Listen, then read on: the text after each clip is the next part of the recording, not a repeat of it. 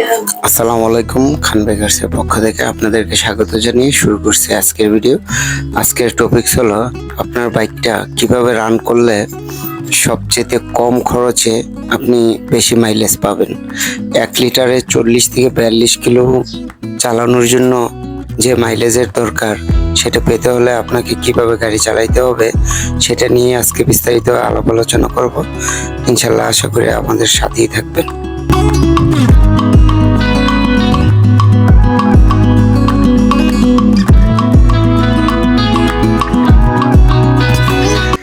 আমরা প্রথমত আপনাদেরকে দুটি বিষয়ে একটু আলাপ করতে চাই, যেই দুটি বিষয়ের উপর নজরদারি করলে আপনার বাইকটা ভালো মাইলেজ পাবে।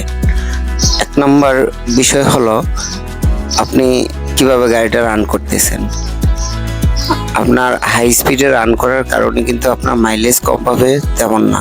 আপনি অ্যাক্সেলারেটর বারবার বেশি রেডি পিক আপে চালাচ্ছেন এবং বারবার ব্রেক করতেছেন, সেখানে আপনার মাইলেজটা কমে যাবে। আর দ্বিতীয় হলো আপনি এয়ার ফিল্টারটা কত হাজার কিলো পরপর চেঞ্জ করতেছেন। 3.5 থেকে 4 হাজার পরপর যদি আপনি এয়ার ফিল্টারটা চেঞ্জ করেন তাহলে বাতাসটা খুব স্মুথভাবে ঢুকবে, এবং বাতাসটা যদি আটকায় ঢুকে তখন কিন্তু ফুয়েলটা বেশি খাবে, ইঞ্জিনটা তখন ফুয়েল বেশি নেবে।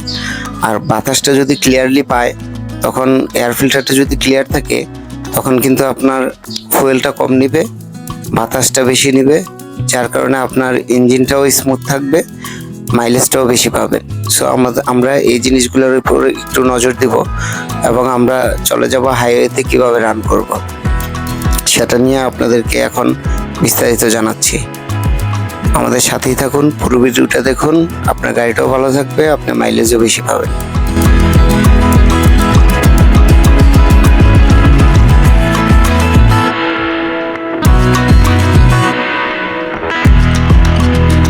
ভিউয়ার্স, চলে আসলাম হাইওয়েতে।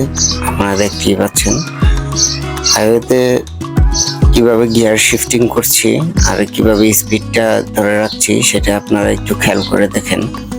5 নম্বর গিয়ারটা কিন্তু আমি 50-এর পরেই উঠাই দিলাম এবং আমার টপ স্পিড হবে 80 থেকে 90 কিলো, যেটা আমার মাইলেজের জন্য একদম পারফেক্ট এবং বেস্ট একটা স্পিড। এই স্পিডটার মধ্যে যদি আমি কন্টিনিউ করতে পারি তাহলে আপনারা দেখতে পাবেন আমার মাইলেজটা অনেক বেড়ে যাবে।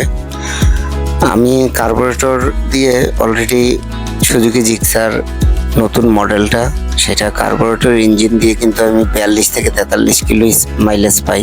সো আশা করি আপনারা প্রত্যেকে যদি সেভাবে চালাইতে পারেন আমার নিয়ম মতো, আপনারাও মাইলেজটা ভালো পাবেন। ছোট্ট একটা ভুল আমরা সবসময় করে থাকি, যারা মফস্বলে গাড়ি চালাই তারা তো অবশ্যই এই ভুলটা করি, খোলা দোকান থেকে অয়েলটা নিই। অকটেনটা যদি আপনি পেট্রোল পাম্প থেকে নিতে পারেন সবচেয়ে বেটার, কারণ ওইখানে ভেজালটা খুবই কম থাকে। আর আমাদের দেশে সব জায়গায় ভেজাল, সো যতটুকু কম ভেজাল মুক্ত থাকা যায় সেটাই ভালো। আমি আপনাদেরকে রিকোয়েস্ট করব, আপনার ইঞ্জিনটা ভালো রাখার জন্য, আপনার মাইলেজটা ভালো পাওয়ার জন্য অবশ্যই পাম্প থেকে তেল নেবেন, খোলা তেল ব্যবহার করবেন না। খোলা তেলে আপনার বারবার স্টার্টটা বন্ধ হয়ে যাবে, অ্যাক্সেলারেটর বেশি না চাপলে আপনার গাড়িটা স্টার্টে থাকবে না, তখন আপনার মাইলেজটা কমে যাবে। সো আমরা এই জিনিসটার উপরে একটু ভালো করে নজরদারি দিব, যাতে করে আমরা মাইলেজটা ভালো পাই, ইঞ্জিনটা ভালো থাকে। একটা গাড়ি অল্প সময়ের জন্য নয়, লং টাইমের জন্য যাতে ইউজ করতে পারি সেদিকে খেয়াল রেখে আমরা গাড়ি চালাবো। আজকের মতো এখানেই বিদায় নিচ্ছি। আশা করি আপনারা জিনিসগুলো ফলো করবেন, আপনার বাইকের যত্ন নেবেন এবং মাইলেজটা ভালো পাবেন, আপনার সাশ্রয় হবে। চ্যানেলটা সাবস্ক্রাইব করে আমাদের সাথেই থাকবেন। আশা করি আমাদের ভিডিওগুলো একটু হলেও আপনার উপকারে আসবে এবং আপনার বাইকটা ভালো থাকবে।